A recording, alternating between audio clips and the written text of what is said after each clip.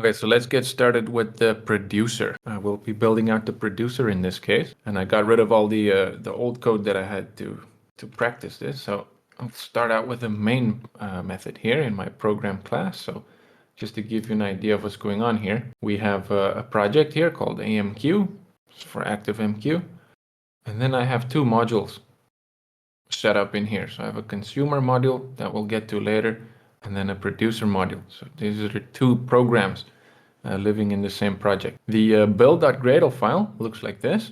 So because I'm using submodules, I have this subprojects thing set up in here. And then I specify the Java plugin, source compatibility, so the Java version, give it some artifact information. I'm using Maven Central as my repository, then some test dependencies that are shared between these two projects. And I could even include the other one in here as well. And just something for the test phase to use the JUnit platform. So this is in the sub projects. This is what this looks like. Let's take a look at the settings. So we got a root project with a name, AMQ, and then just those two sub modules. So starting out, I'm going to be doing this in a sort of test driven way. So I won't be writing code in my main method immediately. I'm going to create some package in here, my test section, and I'm going to put all of my ActiveMQ classes inside some package called messaging. If I hit enter there, and now I can create a new test class, and this is going to be my Q Producer test. So I can already start this off with a test method, and I'll just say public void test creation. And in this method, I just want to create the thing and then verify that there's no errors present. But there's no class yet to test. So in my main directory or section here, I'll create the same packaging structure. So messaging, and then a Q Producer class. This class is going to take care of everything I need to connect to ActiveMQ and to send messages there. I want to abstract all of that stuff away inside of this inside of this custom class. So let's see here. I want to connect to it. So I need a public constructor that will take in. I see IntelliJ is already suggesting some stuff for me, but that's exactly what I need. I need the broker URL in this case, and then a string for the queue name. So each of those queues in ActiveMQ or in Artemis, they're identified by a name, and we can send stuff or consume from there if we specify the name in our producer. So at the very end of this, I'm hoping to get my hands on some kind of object that lets me send messages. So in order to do that, we'll need some dependency. Now I've already added this in here, and it's going to be this org Apache Cupid and then Cupid JMS client. If you're curious on how to find this sort of stuff, you can just go to Google or whatever, and then type out Maven Central and then the thing that you're looking for. So let's say we didn't know the artifact ID here. I'll just say Cupid JMS client. Well, that's kind of the artifact, right?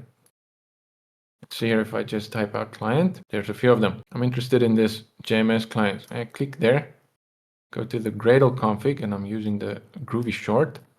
Just click on that. It copied it to the clipboard, and then I can just paste it in here. And now I have access to the classes inside of this dependency, inside of this jar file or whatever the packaging is. So back to my producer, I need a few things here. The first one is going to be a connection, but we can't just create the connection. It needs to come from a factory. So I'll have this connection factory, and it's going to be a new JMS connection factory, and it needs to come from this Cupid package for JMS. This one takes in a broker URL, but there's a few overrides to this this thing. It takes in a username and password. I can also give it the remote URL, remote URI. But in case of one argument passed, broker, this will be the broker URI. See there? This variant here. So now I set up this factory to give me things pointing to this Artemis instance. Next thing I need is a connection. So let's see here, var connection equals connection factory dot create connection. Now I already see there's some exceptions that can be thrown. This is a JMS exception. Now the reason why I'm putting this inside of a class like this is so that my code where I actually need to produce messages, it doesn't need to worry about these JMS exceptions. All I care about is connecting to the thing. Did that succeed or not? So I'm going to put all of that information in this class. So I'll have some error information. This class could be in error, and I can also have the private string for the error message. Then I need to try to create this connection, and I'll catch a JMS exception. Then in error is true, and I'll just return. So if the connection creation didn't succeed, there's no point in continuing with this thing. One thing with this connection, we need to start it. It's going to do some internal stuff inside of these classes that will allow us to connect to Artemis or to ActiveMQ. But now it's kind of a mess, because if it has start, then that means it probably has stop as well and close. So this needs to be cleaned up at some point. I'm going to make my class implement this auto-closable interface. And what this gives me is a method that will be called when we use this thing with try with resources. And that should then clean up all the resources inside of this class. So I'll try to close that connection. But for that to work, I'll need to create a member here, call it connection, and then get rid of this var assignment. So I'll try to stop this connection first and then close it. Now in this case, I can just catch the exception. I can set up the error information, but because I'm done with this class, I don't really care about what kind of exception it is. Could be interrupted exception or whatever. I just want to clean up this class. Up next is going to be a session, which is the same sort of thing. There is a close method on the session. So just to keep things in a certain pattern, I'm going to create a field here, and then the session will be connection.create session, and we can pass in some flags in here. So I'll just pick this top one here, auto acknowledge. So we can catch the JMS exception that'll be raised here, and we'll also set the error to true, get the error message, and return. Up next is going to be my destination, and in this case I can actually just keep it in here as a local variable in my constructor. So destination becomes session.create queue in this case, and then we pass in the queue name that came in as an argument in our constructor. I can catch the JMS exception actually for that, and then also perform these actions. Now that I have my destination, I can finally create a message producer. And this one also needs to be a member. So we'll have message producer. I'll just call it producer like this. And then this one also comes from the session, so we can create a producer. Arguments, it's going to require this destination that we created earlier. So this is a producer for that queue. Okay, all of this is set up. We can do the same thing here.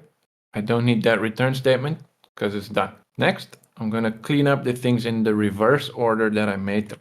So producer.close, session.close, connection stop, and connection.close.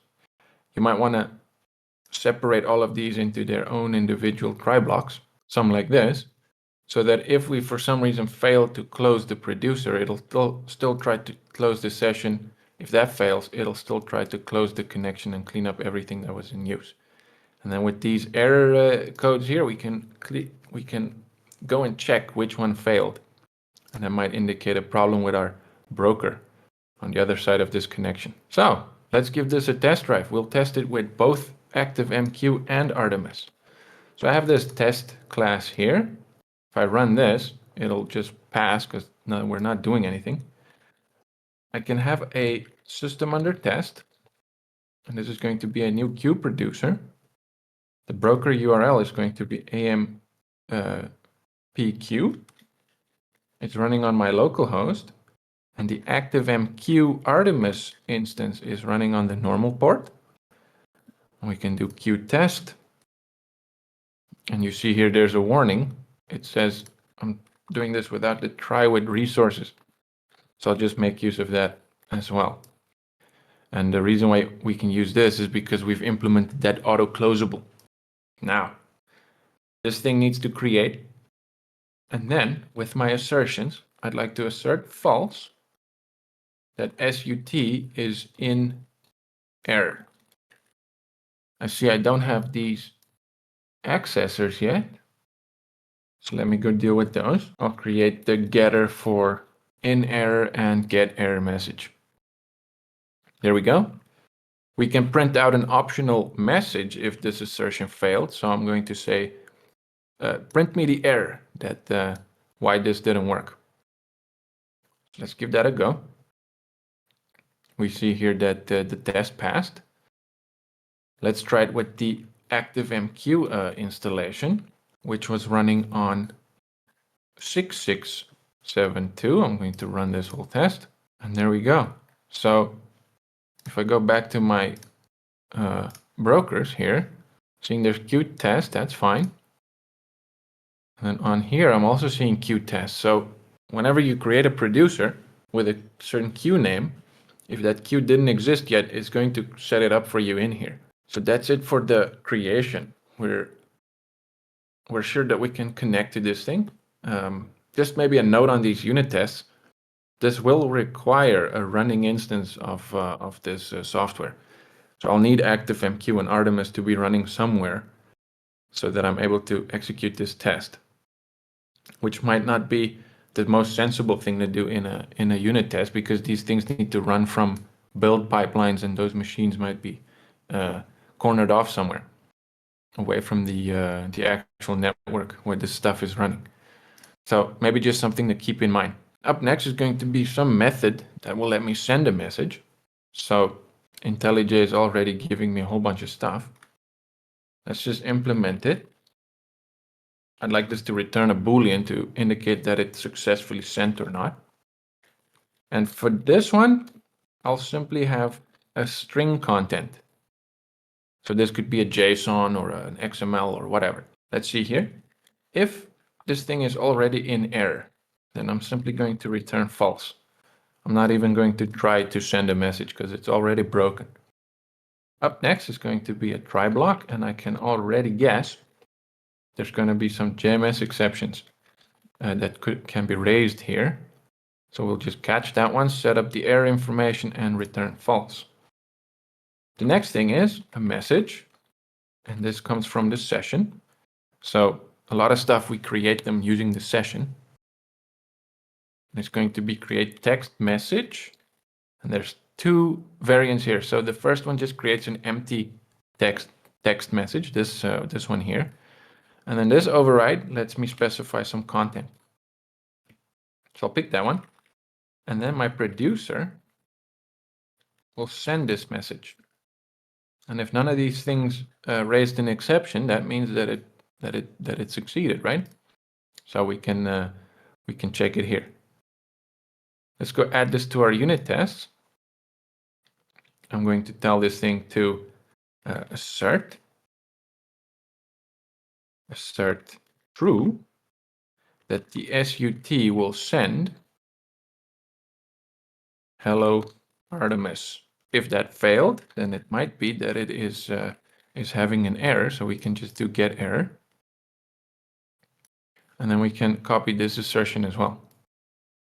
Let's do the same thing for ActiveMQ. So I'll do hello ActiveMQ here, and then run this one. Let it rip, and there we go. No failed tests. So that's good. Let's go take a look at our brokers. So on here, we can click that button, and that'll refresh everything. There's a number of pending messages on ActiveMQ here. There's one of them. And I think I can view it if I click on that one and then click the message ID. There's a whole bunch of gibberish in here, but then at the end of it, I see my message there. Same thing with Artemis. In this case, I can just click on search, and there it is. Text message, and then there's the content. So a lot more descriptive, I guess. Look at all this metadata here that's cleanly laid out, as opposed to this. What even is this? Okay. So with this code and with this unit test, we've successfully verified that we can send a message to both of these message brokers using pretty much the same code. And that's what's pretty cool about ActiveMQ and then, code name Artemis. So that's going to do it for the producer. This is kind of all I need.